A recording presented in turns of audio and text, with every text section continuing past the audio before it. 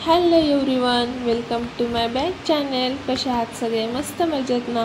आज ना मी तुम्हाला एक छान असा व्हिडिओ घेऊन आली मी तुमच्यासोबत। आज ना मी तुम्हाला सिंपल असा मेकअप करून दाखवणार आहे।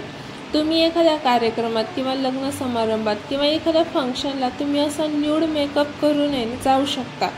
सर्वात आधी तुम्ही फेस वॉश करून घ्या किंवा जे वेट टिश्यू पेपर असतात त्याने फेस क्लीन करून घ्या, म्हणजे ना चेहऱ्यावर जी काही डस्ट बसलेली असते ना ती क्लीन होईल। नंतर टोनर, माझ्याकडे नीम टोनर आहे तर तो टोनर स्प्रे करा। माझ्याकडे स्प्रे आहे। सर्वप्रथम मेकअप म्हणलं ना की टोनर आणि मॉइश्चरायझर ह्याशिवाय मेकअप अपूर्णच आहे। मेकअप सुरू करायच्या आधी ह्या बेसिक गोष्टी कंप्लीट कराव्या लागतात। त्यामुळे मी अगोदर टोनर स्प्रे केला आणि नंतर मॉइश्चरायझर अप्लाय करून घ्यायचा। माझा एम्ब्रोराइजचा मॉइश्चरायझर आहे। चेहऱ्यावर अगदी हलक्या हाताने अप्लाय करून घ्यायचा, त्याने ना स्किन आपली मॉइश्चर करते। अगदी असा खूप हलक्या हाताने आपल्या चेहऱ्यावर तो मॉइश्चरायझर करून घ्यायचा। एकदम असं ओढायचं नाही आहे कसा पण चेहरा, त्यामुळे चेहऱ्यावर ना आपले पिंपल्स वगैरे यायला सुरुवात होते। नंतर प्रायमर आपल्या चेहऱ्यावर अप्लाय करून घ्यायचा, अगदी तसाच हलक्या हाताने।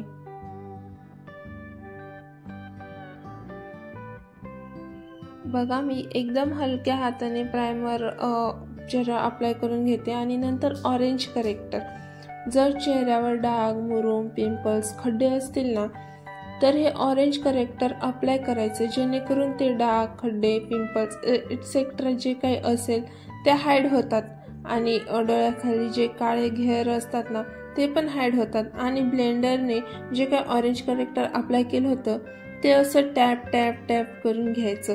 असं एकदम हाताने चोळत बसायचं नाही किंवा हाताने घासायचं नाही। ब्लेंडर यूज करताना दरवेळी ते वॉश करून त्यातलं सगळं पाणी काढून घ्यायचं। आणि नंतर ना क्रायलॉन मधले हे करेक्टर ज्यात तुम्ही तुमच्या कलरनुसार मॅच करून फेसवर अप्लाय करून घ्यायचं। गरमीमध्ये डर्माचा क्रायलॉन आणि थंडीमध्ये सुप्रा क्रायलॉनचे करेक्टर यूज करायचे असतात।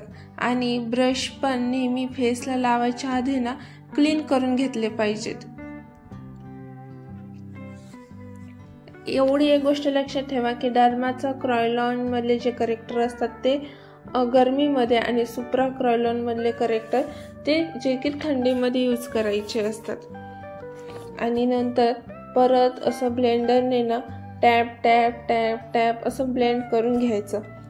नंतर मी फॉरएव्हरचा फाउंडेशन यूज करणार आहे। फॉरएव्हरचे प्रोडक्ट तुम्हाला माहिती असतील, ब्रँडचे आहेत, तर मी ते फॉरएव्हरचा फाउंडेशन यूज करणार आहे। तो मस्त रिमिक्स करून मी ब्रशने फेसवर अप्लाय करून घेणार आहे आणि त्यासोबत ना मानेवर आणि कानावर पण अप्लाय करून घेणार आहे। त्यामुळे ना असं विचित्र असं काही दिसणार नाही। म्हणजे सपोज जर तुम्ही फेसवर मेकअप केला आणि कानावर किंवा मानेला तुम्ही अप्लाय नाही केला तर फेसचा कलर थोडाफार वेगळा दिसेल आणि मानेचा पण कलर असं थोडाफार वेगळा दिसेल किंवा कान पण असे वेगळे दिसतील तर ते किती विचित्र दिसेल ना। त्यामुळे मान, कान चेहऱ्यासोबतच कव्हर करून घ्यायची। आणि नंतर त्याच ब्लेंडरने ना मी असं tap tap tap tap tap करून ब्लेंड करून घेणार आहे। असं जे ब्लेंडर आहे ते एकदम असं घासायचं नाहीये, फक्त टॅप टॅप टॅप टॅप करून तुम्ही ब्लेंड करून छान पद्धतीने ब्लेंड होतं। त्यामुळे त्याला घासायची गरज नाही पडत। मी दाखवते त्याप्रमाणे तुम्ही एकदम टॅप टॅप टॅप टॅप करून ब्लेंड करून घेऊ शकता।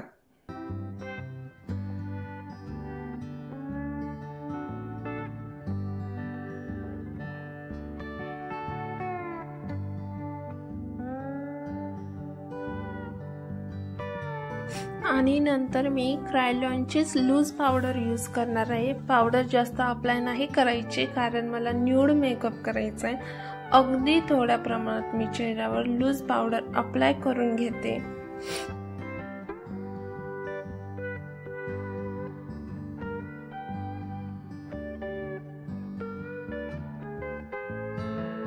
नंतर फेस कटिंग करून घ्यायची। मी पावडर कटिंगने फेस कटिंग करून घेणार आहे आणि माझ्या कडे ना युरोप गोल्डची कटिंग पावडर आहे.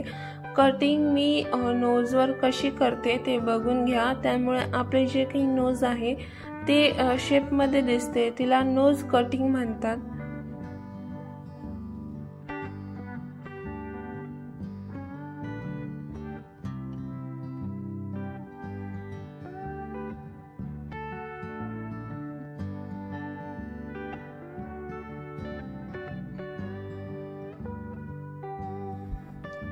नंतर मी ना ब्लश अप्लाय करून घेते. ब्लश लावताना नेहमी पिंकी स्माइल करायची, म्हणजे आपल्याला ब्लश कुठे लावायचा हे समजतं.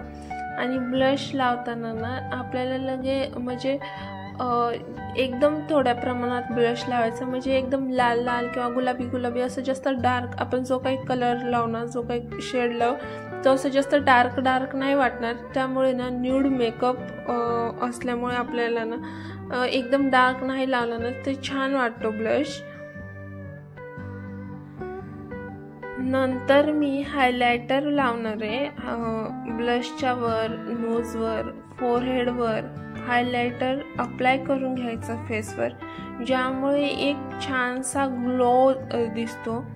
आणि हायलायटरवर थोडीशी चमक असते ना, त्यामुळे आपली स्किन पण अशी थोडी तजेलदार दिसते.